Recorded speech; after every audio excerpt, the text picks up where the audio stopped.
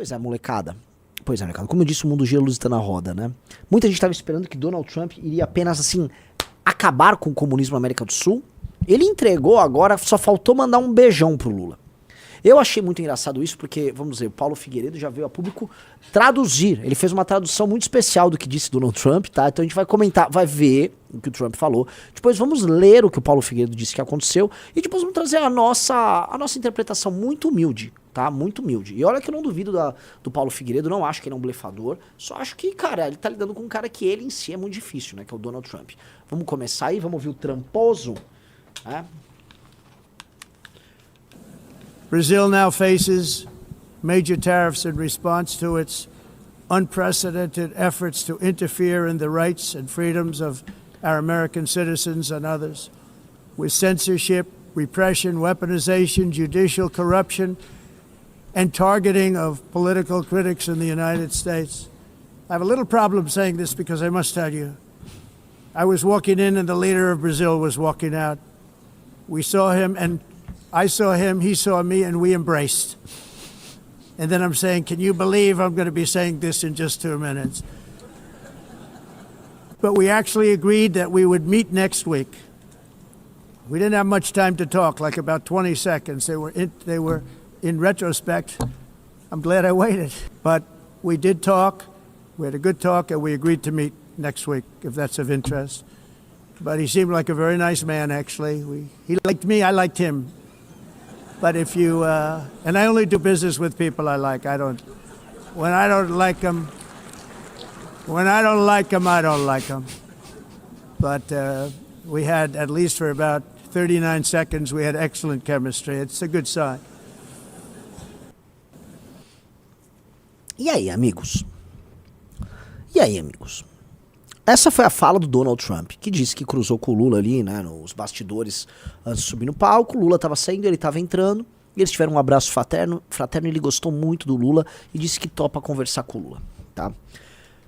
Isso atrapalha muito a ideia que precisam vender por aí de que o Trump ele está numa cruzada, né, contra o PT, porque assim, se eu for pegar, o Trump é o grande herói da direita, ou o Trump é inimigo das ditaduras. Pois bem, não é exatamente assim, né? As relações políticas que o Trump estabelece com outras nações do mundo não se dão nesses termos.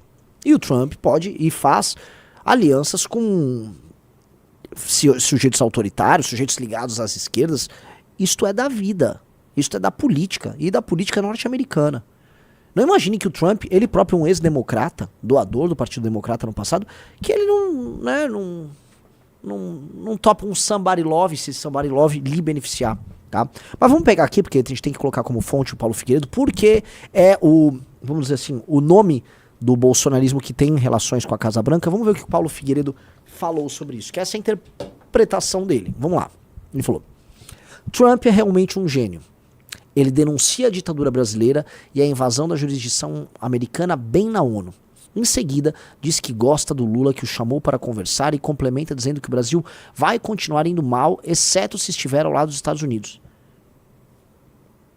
Deixou o presidente brasileiro numa situação impossível, ter que ir para a mesa de negociação, ouvir verdades e negociar algo que não tem como cumprir.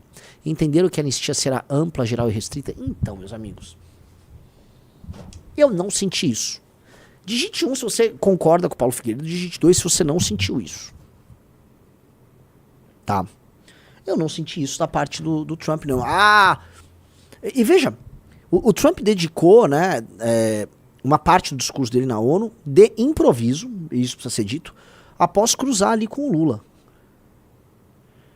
O Trump, ele está à procura o tempo todo de vitórias negociais para apresentar para o seu próprio público. Isso é dado. E talvez redefinir o cenário latino-americano dentro de um novo contexto de alinhamento com os Estados Unidos da América. Esse alinhamento pode vir com um novo governante, ou pode vir com o governante atual. Se o Lula cede em terras raras, ou faz algum tipo de acordo que, em termos de marketing pro Lula, soe uma vitória pro Lula, e em termos de marketing pro Trump, soe uma vitória pro Trump, meus amigos, tá tudo ok. Eu não sei se você sente isso, senhor Rafael Almeida Riso. Eu tá? sinto. Eu também sinto, cara. Eu também sinto. Então, me parece que o Paulo Figueiredo, logicamente ele tem a causa dele, tem a luta dele, ele tá reinterpretando em termos particulares o que foi dito pelo pelo Trump, de modo a manter a chama da luta deles acesa. Eu entendo, é a luta deles, eles têm que manter a chama ali acesa. Mas o problema é se essa chama é uma chama real ou se ela é um holograma. Até que ponto o governo americano e a diplomacia americana estão felizes com a estratégia que está sendo traçada pelos Bolsonaro e por Paulo Figueiredo? Veja, o governo americano está entregando, toma Magnitsky aqui e ali, eu não vejo isso afetando de maneira concreta a vida do Alexandre de Moraes e da esposa dele, por mais que as pessoas vejam e fiquem impactados. Meus amigos, quem conhece um pouquinho de blindagem patrimonial, sabe muito bem que pessoas muito bem relacionadas com eles e com muito dinheiro com eles, têm meios de tocar a sua vida de maneira paralela a essas punições que são voltadas primeiro estritamente a eles. Ou seja, são relações comerciais com pessoas ligadas a eles que são proibidas. Beleza, entendi.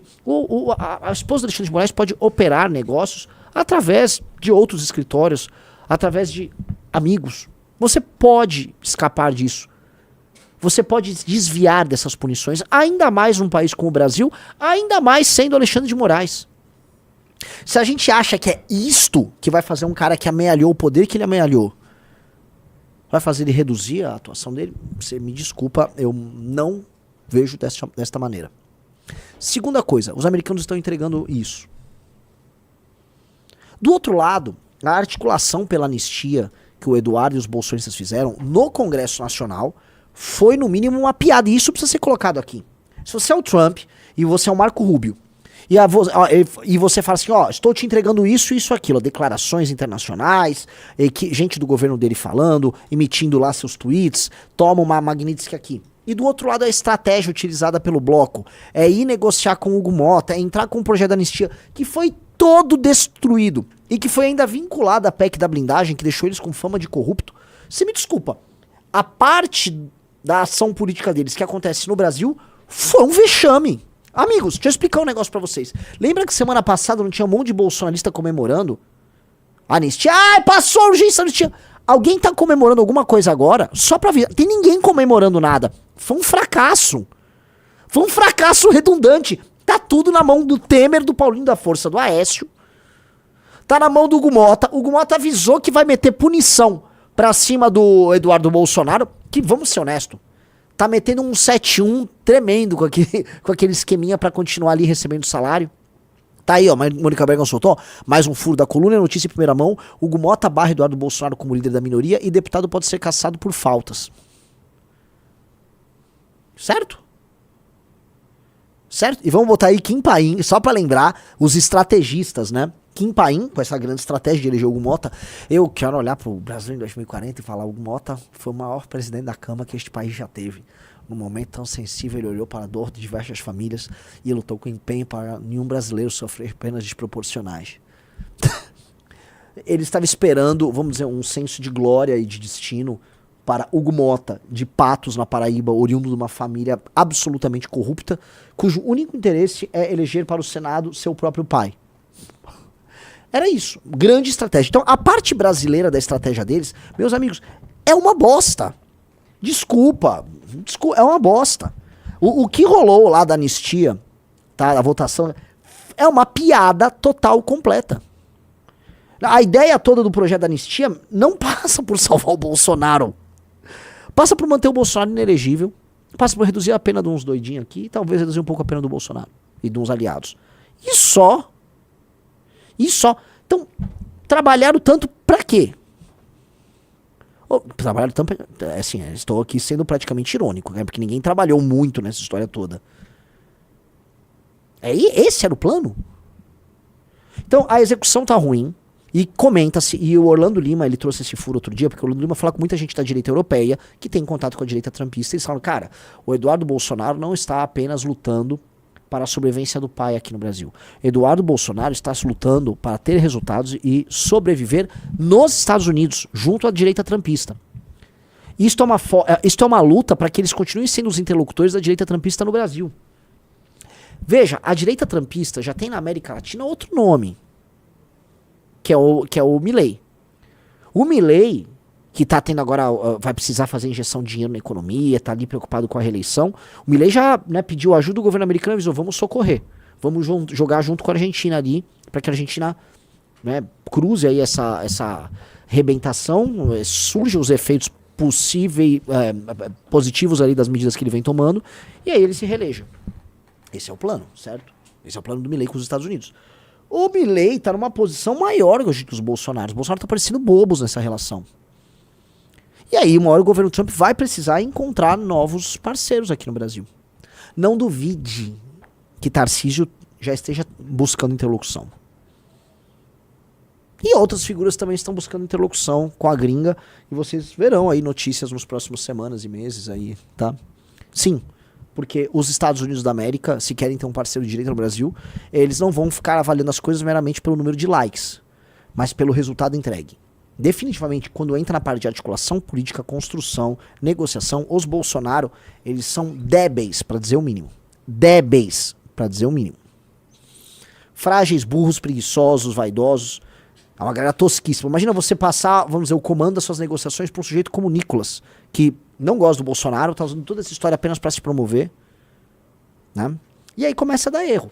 A história da PEC da blindagem foi um erro monumental que eles subestimaram. Fizeram cagada, deu merda. Aí estão tentando corrigir. Eles pegaram agora, como eles viram que o MBL cresceu demais nessa história, aí eles botaram o Holliday pra nos atacar. Que, assim, né, o papel eterno de serviçal do Holliday. Né, o Holliday tem esse papel que ele, né, não consegue abandonar na vida, de ser o serviçal de projeto alheio. Né? Nunca vai ser o líder de porra nenhuma, coitado. Aí ele fica lá, tipo, alguém escalou Holliday, bata lá no MBL, aí ele fica lá falando as coisas dele. Botaram um outro lá, Satier do Rio de Janeiro, pra fazer a mesma coisa. Coitados, né? Então eles estão nessa porque eles precisam se defender de uma parada que pegou muito mal. 84% dos brasileiros foram contra a PEC Nicolas Ferreira, que é a PEC da blindagem. O Nicolas, então, solta vídeo de outro assunto, vídeo que só se fala em outra coisa no gabinete do Nicolas pra tentar escapar dessa merda. Então deu ruim.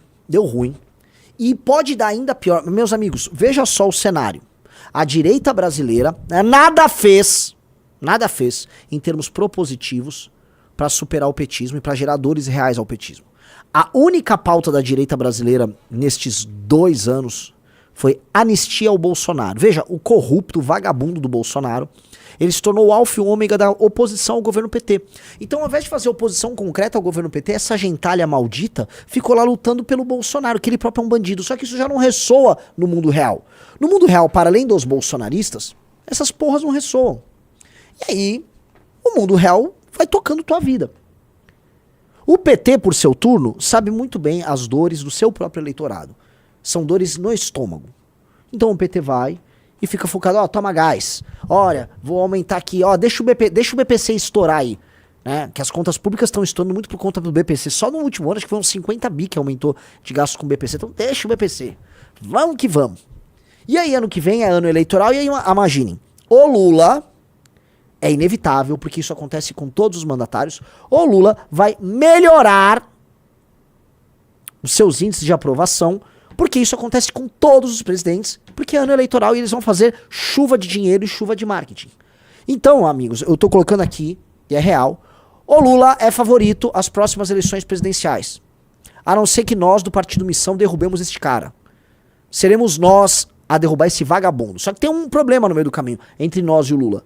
O problema se chama direita bolsonarista e seus idiotas, seu exército de Branca Leone, seus completos imbecis perdidos por todos os lados. Deixe seu like, comente, compartilhe e se inscreva no canal para receber mais vídeos.